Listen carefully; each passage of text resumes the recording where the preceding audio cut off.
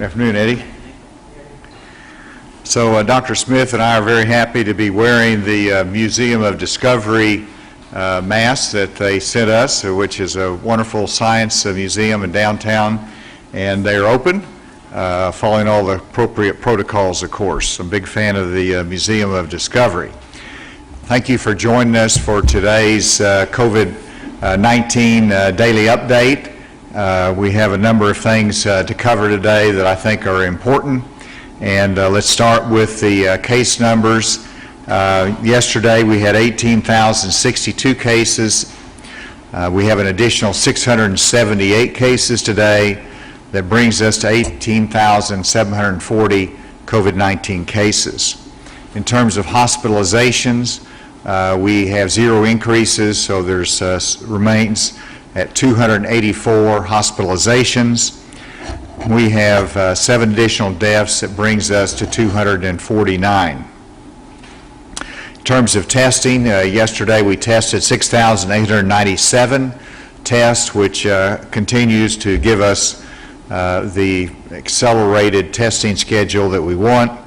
And when you look at the top counties for the 678 cases, Washington County had 122 cases, Pulaski 84, Benton 68, Sebastian 33, Faulkner 31, Crittenden 26, Polk County 22, and the remainder counties that were less than 20. And so they were again widely dispersed across the state with Washington County remaining the top county. Let's go through the graphics, if you will, show it in a different way. And I know the astute observers will note that today is the largest number of community cases in one day by just a little bit. Overall, it's flat, but it's a very high flat, and we want that to go down. You go to the next slide, you'll see the rolling average, where again it's flat there at the top, and we hope that that can come the right direction. The next slide, again, the current hospitalizations, which we're going to spend a little time on that in a moment, but right now we've leveled off there. And then you go to the next slide, we'll see the percent of positive tests by date of result in Arkansas. Again, a good trend line where the positivity rate is going down, all well below the 10% goal that we have to be below that. 7-day rolling average of percent positive tests in Arkansas. Again, you see that positivity rate going down toward the end. And then this is what we'll spend a little bit of time on. I think this question has been asked about, well, if we have 284 hospitalized in Arkansas, how does that break down across the different areas of the state? And this is by public health region. And you can see in Northwest that we have 123 hospitalizations, and that's 43% of all of them. Central Arkansas, we have 37% of the hospitalizations, 105. We have a large healthcare system in Arkansas, in Central Arkansas, so we certainly have the capacity. In Southwest, we have 23 hospitalizations, even though it's a large geographic area, and we actually have some growth in cases there. It's still only 8% of the hospitalizations. The Southeast, we only have 5 hospitalizations, and of course that includes Pine Bluff where we started it, and so they have sufficient capacity. Northeast, we have 28 hospitalizations, which is 9.9%. And so from that, you really can see that the major hospitalizations are in the major population areas of the state, as well as reflecting a very strong healthcare community and hospital community. And then if you go to, and this is the breakdown on ICU units. And so here in Northwest, we have 58 ICU admittance. These are COVID-related ICU admittances, which is 44% of all ICU admits in the state. Central Arkansas, 43, which is 33%. Northeast, 18. You can see how it breaks down. And so that's the ICU breakdown across the state. And then I think we have one more on this, which is the available ICU beds, which is another critical question. Not just how many are in each part of the state, but what is our capacity. And so in Northwest, there's 42 ICU beds still available in the current configuration. Central Arkansas, 60 ICU beds. Northeast, 32. Southwest, 18. Southeast, 18. And so this is the kind of thing that Dr. Smith, the public health team, and our hospitals monitor regularly. And of course, we do have partnerships. In the event there's a shortage, we can fill that in. And then, if you'll go to the next one, this is really something I wanted to concentrate on today. As Dr. Smith has indicated, we regularly look at the contact tracing, as to where our positive cases might be coming from. And so the question would be, in the 14 days prior to diagnosis, have the active cases visited the following types of businesses? And just because they visit one business doesn't mean they contracted COVID there, but it is still a relevant question for our information purposes. And so restaurants, 114 indicated that, which is 2% of all of them that have been interviewed. Barbershops, 0.6%. Churches, we're going to spend some more time on that. We've had 95 indicate that, 2% of the total. Daycare, gymnasiums, health and wellness, hotel or motel. And since bars have been in the news lately because of today and some action by different states, even though it's not listed here, the question is asked about bars separately, and that's less than 2%. And so from that, the conclusion is that we do not have the correlation between lifting any restrictions and opening of these regulated, well, not all regulated, but these particular business areas with the expansion in cases. And we do want to talk about churches a little bit, because if you look at clusters, the only place here that we have a cluster of cases would be in some specific churches. And if you go to the next slide, here is the number of cases associated with church settings in Arkansas. The blue, whenever there is 1 to 2 cases that are in a church, and the red is whenever there is what you'd consider more of a cluster, 2 to 11 or 2 or more cases. And you can see from the red that there's a couple of different churches that actually have had clusters of cases. Now let me emphasize that 98% of our churches are fully following the guidelines that have been presented.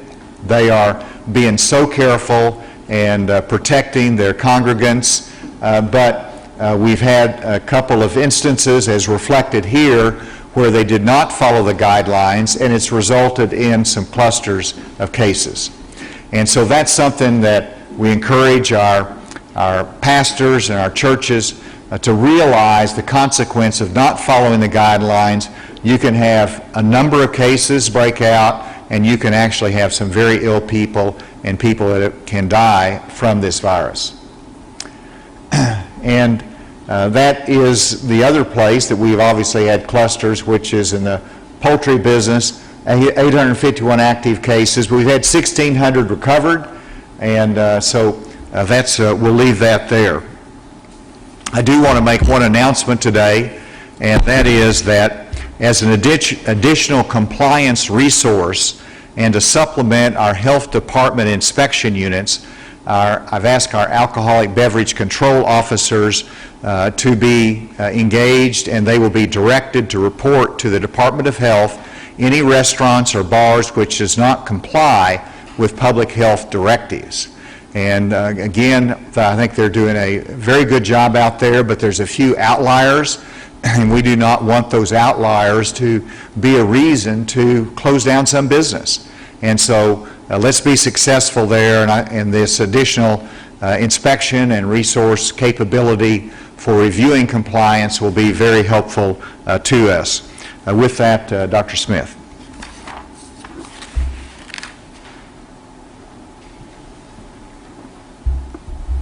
Thank you, Governor.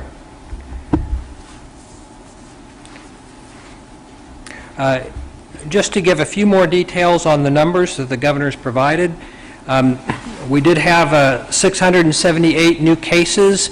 Of those, 669 were in the community, 9 were in correctional facilities. That gives us a total of 18,740 cases. Of those, 5,707 are considered active cases. Of those active cases, 108 are in nursing homes, 621 are in correctional facilities. That gives us 4,978 active cases in the community. We have had, since yesterday, an additional 22 healthcare workers who have tested positive. In nursing homes, we've had an additional 9 residents and 13 staff have tested positive since yesterday. As the Governor has mentioned, we currently have 284 hospitalized. That's the same as yesterday. We have 63 currently on a ventilator. That's a decrease of 3 from yesterday. And we have had 7 additional deaths for a total of 249 deaths. Now, we have had 12,784 who have recovered, and that's 657 more than yesterday. The Governor mentioned our counties with the leading number of cases, so I won't go over that again. In terms of testing, we tested 6,897 individuals yesterday, and that brings our total for the month of June to 148,380. So we're doing well on our testing. We've exceeded our goal for the month. I do want to re-emphasize some of the points the Governor made about where the epidemiology is showing us. We're having cases. Typically in a communicable disease outbreak setting, if it's associated with a business or some other venue, we'll go to that business and venue, we'll do the contact tracing, we'll identify ways to interrupt transmission. If we can do that without closing the facility down, we'll do that, of course. If for some reason we can't do that, then we will typically close a facility temporarily.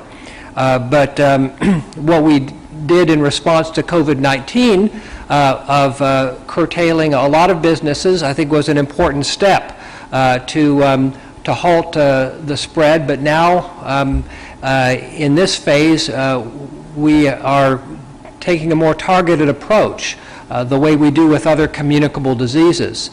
So we're looking carefully, see where the cases are coming from. The Governor's mentioned that these businesses that we're monitoring, we've not seen clusters, we've not seen active transmission in those settings. The 2 settings that we have seen, of course, these poultry-related businesses, particularly in the northwest part of the state, but in other parts of the state as well. And we've worked very closely with those businesses to try and identify ways to interrupt transmission, make those places safer, and I think we're largely succeeding. We're starting to see a decrease in the number of cases in the northwest part of the state. We'll continue working with them. The CDC team that's up there is also including that as part of their recommendations, and so hopefully we'll have even additional recommendations for how to interrupt transmission in those settings.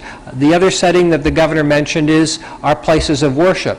Now, those places of worship that have implemented the guidelines that we put out, we're not seeing evidence of transmission. There are certainly cases, as you've seen from the map, those blue dots, where you have 1 or 2 cases. I mean, if your place of worship is open to the public, then it's likely that you may have someone who has COVID-19 who comes to a worship service, but then did that participation in the worship service lead to additional cases? In those cases where the places of worship have followed those guidelines, we've not seen additional cases. However, there have been some places of worship that have not followed those guidelines or have not implemented them effectively or fully, and we have seen in some of those settings these clusters that were indicated by the red dots. And it's not a particular part of the state, it's not a particular church, it's really what happens in that church or place of worship. If those guidelines are followed, we know that they either minimize or eliminate the risk of COVID-19 transmission. When those guidelines are not followed, then there is that chance, and tragically it can cause spread of COVID-19 in those settings, and that's what we've had in a number of cases. And so I say, as we're going into the weekend, if you're going to a place of worship, encourage your fellow participants to follow those guidelines, and those who are in charge of the services to follow those guidelines to keep everyone safe. With that, I'll turn it back over to the governor.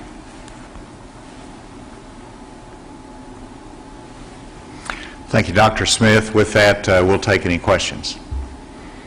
So if you've identified churches as a potential place where this is spreading, is there a reason not to make them have mandatory rules that they have to follow, like restaurants or other businesses? And Dr. Smith, if he wants to elaborate on the specifics as to the churches and where we've seen some spread or multiple cases. In terms of the guidelines we provide, I fully respect the separation between government action and the role of the church, and so I've avoided giving directives to the church, but they know these are important guidelines, and by and large they're being followed. In instances where we see that they are not being followed, we will call the pastor, we'll call the church leaders, we'll talk to them through it.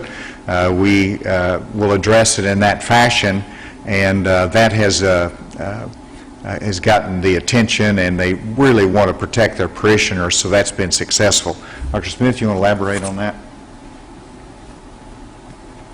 Yes, in the settings where we've identified these clusters, those places of worship have either temporarily stopped meeting, stopped having services, or we've worked with them to try and, well, not to try, to implement those guidelines effectively.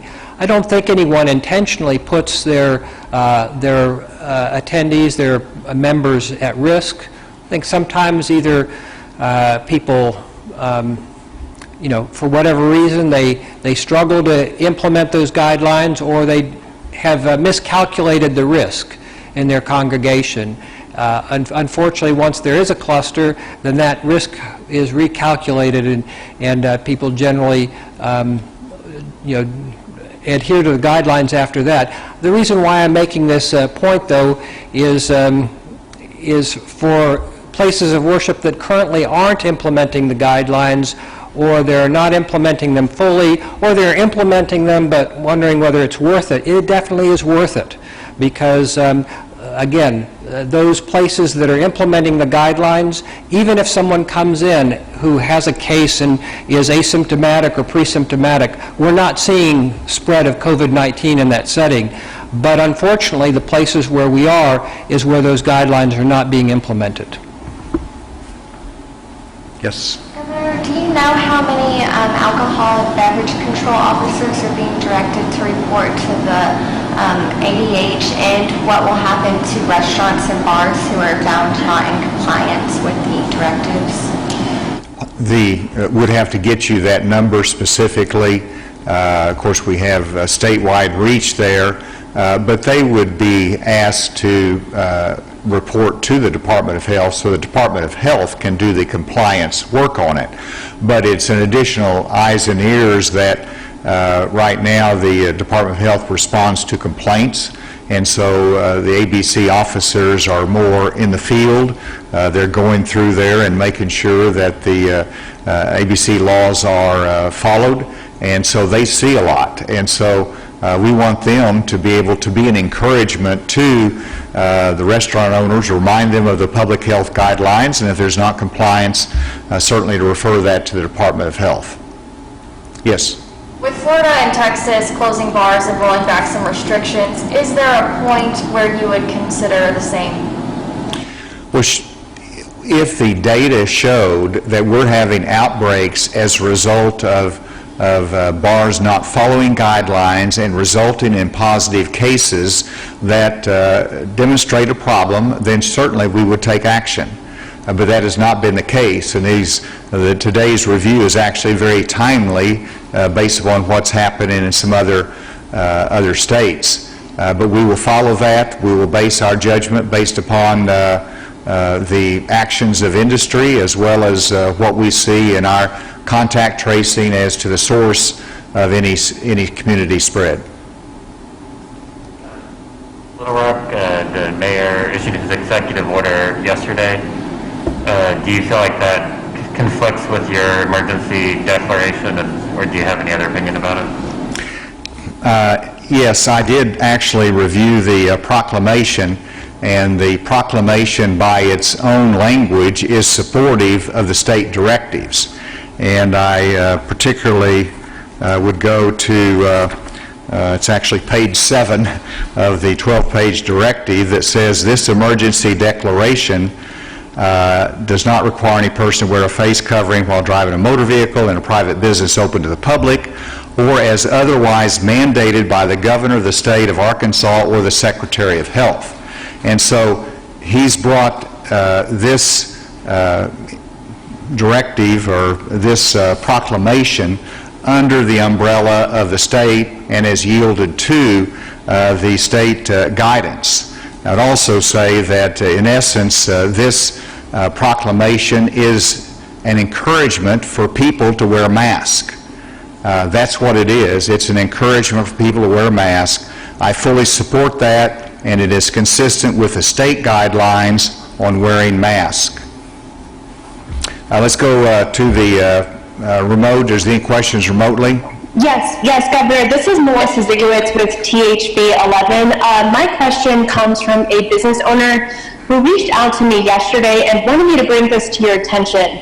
Now, he currently requires masks inside of his business, but the issue he is facing is with no state mandatory mask order, it makes him and other businesses who want to require masks look like the bad guy and risk losing customers when someone comes in without one. So his question to you is, why won't you impose mandatory mask rules when it could give businesses relief and a cover in situations where customers are being difficult? Well, I'm sympathetic to the business owners that have a challenge with customers, and shame on the customers. This is something that's emphasized nationally. You would have to be asleep under a log somewhere not to know that wearing a mask protects others and protects yourself. And so if anyone comes into a restaurant and they behave inappropriately, if they're causing a disturbance, they're asked to leave. Well, if they come in and they're not willing to comply with the directives, that's the responsibility of the business owner to make sure that there is compliance or that customer is asked to leave. And so our answer to it is we want to make sure there's equal enforcement of that, and when there's a gap out there, we hope to be able to make sure those non-compliant restaurants or customers, if they're going into a restaurant, are alerted to it. They're called upon to comply with those guidelines. And so I think that's the right approach, and that's how we're proceeding. Is there another question remotely? Yeah, Governor Hutchinson, this is Jacqueline Pope with Public Radio, KUAF. Yesterday, Secretary of State John Thurston issued a statement on absentee ballot procedures for the upcoming general election. And he said, according to the statement, if voters are unavoidably absent from a polling site, they can request an absentee ballot. At the end of his statement, he said, we're fortunate that our lawmakers had the foresight in crafting our election laws to allow for times of being unavoidably absent, whether by natural disaster, war, or global pandemic. So does this give allowances for voters to request absentee ballots because they want to avoid crowds during the pandemic, sir? It certainly seems to indicate so to me. And so Secretary Thurston, by saying, those that might be concerned about the pandemic and go into the polls, they would be unavoidably absent, and therefore they would be in compliance and would be allowed to have an absentee ballot. And so I want to have some further discussions on that, but if that is the interpretation, then that to me looks to me like that remedies the challenge that some of the voters were facing. So we'll have some more conversations, but we're hopeful that that might be able to address the problem, because that's the goal in my viewpoint, is to make sure that people have an opportunity to vote and they're not prohibited from voting, or they aren't able to exercise their right to vote because of their concerns about the pandemic. We want voter integrity, but I believe our absentee law is consistent with that. One more question remotely. Yes. Governor, this is Bailey Devane with 5 News here. All right, I think I heard Bailey, is that right? Yes, Governor, this is Bailey Devane with 5 News. We are looking into the COVID situation at the Tyson plant in Van Buren. A woman who works at the plant just passed away because of the virus, and employees at the plant are worried for their safety. My question is, what is being done about the conditions at the plant and protecting the safety of the employees? Let me ask Dr. Smith if he wants to comment on that. I don't have specific information on that plant. We have been working with poultry-related businesses to try and take measures to reduce the spread of COVID-19 in their work sites. And again, the CDC team that we invited is also trying to give us additional information guidance on that. So this is a situation we take very, very seriously, not just transmission at the work site, but also transmission in those communities where workers are coming from. And so it does look like we're having at least a plateauing of the number of new cases, but we'll continue working on this until we actually see those cases decrease and hopefully stop altogether. Let me see if I can take a gentleman from the remote. Yes. Hello? Yes. Hi, this is Mike McNeil at MagnoliaReporter.com, and my question is for Dr. Smith. Dr. Smith, on Wednesday you mentioned that the state planned on putting more resources into the new outbreaks at the prison in Malvern and also at the Springs Nursing Home in Magnolia. I'm wondering if you would elaborate on what you mean by additional resources and when they will become available. Thank you. That's a very good question. In all of these situations, when we've learned of cases in correctional facilities, we have immediately gone in and done rapid testing. Well, we've tested the inmates and the staff who are involved in as short a period of time as possible, and that's what we're doing. With the information that we receive from that testing, we are able to segregate those who are infected from those who are not infected. We're also able to determine those who have been exposed from those who have not been exposed, and make appropriate housing recommendations within the facility. In addition to the things that we have been doing, we're also scaling up our testing capability, have scaled up and continue to scale up our testing capability at the Arkansas Department of Health Public Health Laboratory, so that in those settings we can go ahead and do those tests in our lab and get those results back within 24 hours. So you can understand, some of these facilities, there's hundreds and in some cases thousands of inmates that need to be tested in a short period of time. We need to get that information back as soon as possible in order to interrupt the transmission of COVID-19 as soon as possible. Another thing that we are doing is we are working to make those results available back to the correctional facilities in an electronic form, so that they can make that information actionable as quickly as possible. So these are some of the resources that we're applying to that, and we will continue to working very closely with the Department of Corrections. They've been excellent partners with us on this, and we're identifying, obstacles like that, the need for electronic reports, and we're taking action as quickly as possible. How would that apply to a situation like what is occurring at the Springs in Magnolia? That would be the nursing home in Magnolia. How would Yes. those resources apply to that facility? Okay, for the nursing homes and other long-term care facilities, same thing. Actually, what we've been doing and what we will complete tomorrow is our testing of all the nursing homes, all the long-term care facilities. Well, the nursing homes will continue to work on long-term care facilities other than nursing homes.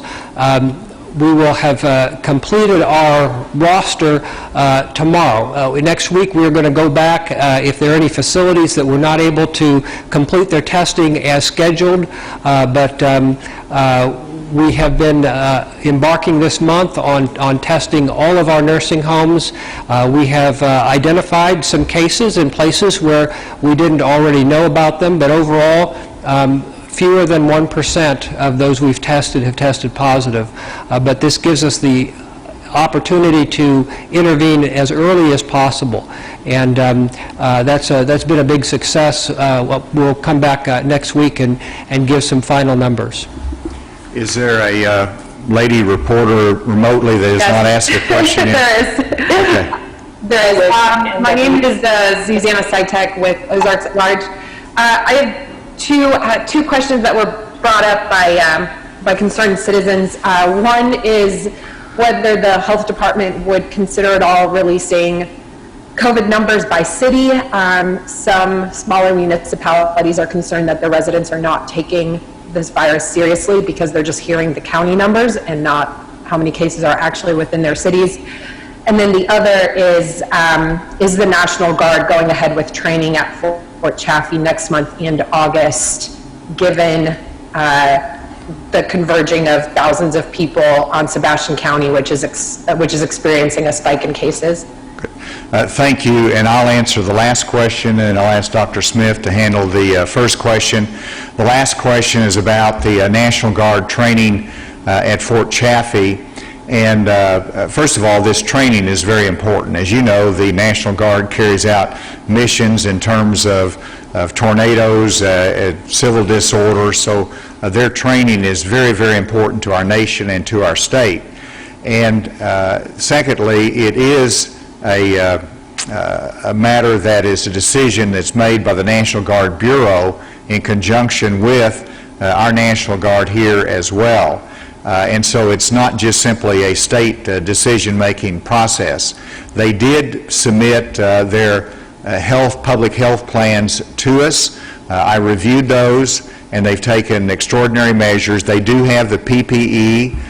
They do have the cohorts, as Dr. Romero said yesterday, which means that they're put into units where they are isolated from contact with multiple other units, so that if there is a positive case, it's easier to run that down. And so we're taking those steps, among others, and so I fully support it. We'll watch it, and we'll continue to, but the answer is yes, that does plan to continue on. Dr. Smith. Would you repeat the first part of that question, make sure that I address that appropriately? Sure, yes. I just had someone reach out to me, and they were wondering if the health department would consider dividing any of the numbers by city instead of county. I know some smaller municipality leaders are just concerned that their residents are not taking this virus as seriously because they keep hearing numbers from the county and not perhaps understanding that a lot of the cases are within their own cities. Yes, we are considering that, and there are some challenges, especially with smaller communities in terms of confidentiality, but I think we can do that for most cases unless it's a very small community or a very small number of individuals, and I've already had some conversations this morning about moving forward with that. We just have to get it right. But certainly, we want to make sure that local leaders have all the information that they need to help make the case as well as possible in their cities and towns, just in a way that doesn't compromise the identity of those who are suffering from COVID-19 infection. And then I believe there's one more lady reporter that hasn't asked a question remotely. Yes, this is Inkira Zakar with KNWA. We have a email from a viewer that says that they went to Washington Regional to get tested, but they were turned away. So we're just trying to figure out what are the requirements. He was a 71-year-old man. So we're trying to figure out what are the requirements for testing, why people are getting turned away, that kind of information.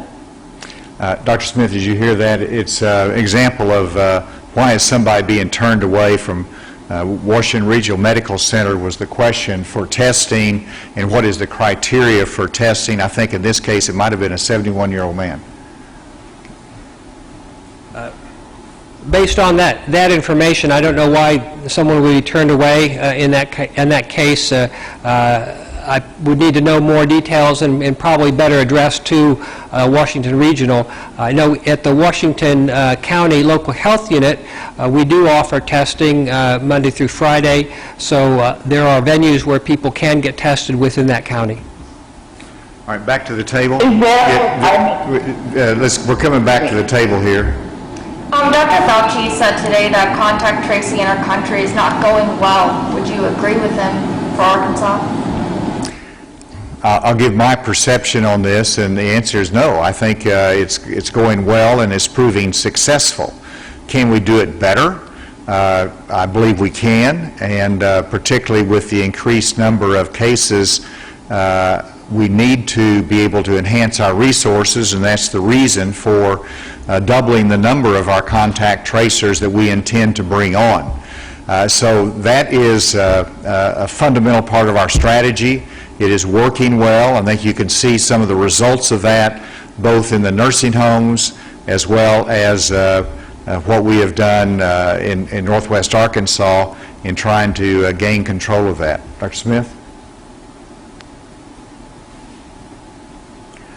I would agree with the governor's statements. I think our contact tracing team, our case investigators and contact tracers have done an amazing job given the volume of new cases that they've had to deal with. And these are individuals who have really worked harder than anyone probably in the entire state, alongside with our care providers to fight COVID-19, to limit the spread, to save lives. But as the number of cases increased, we have a greater need for well-trained, well-equipped contact tracers. That's why we've requested these additional resources.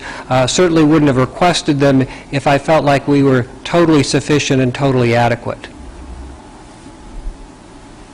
I just wanted to clarify about Little Rock's order on masks, because it is quite a bit broader than what the state has in place. It requires inside supermarkets and private buildings and outside elevators.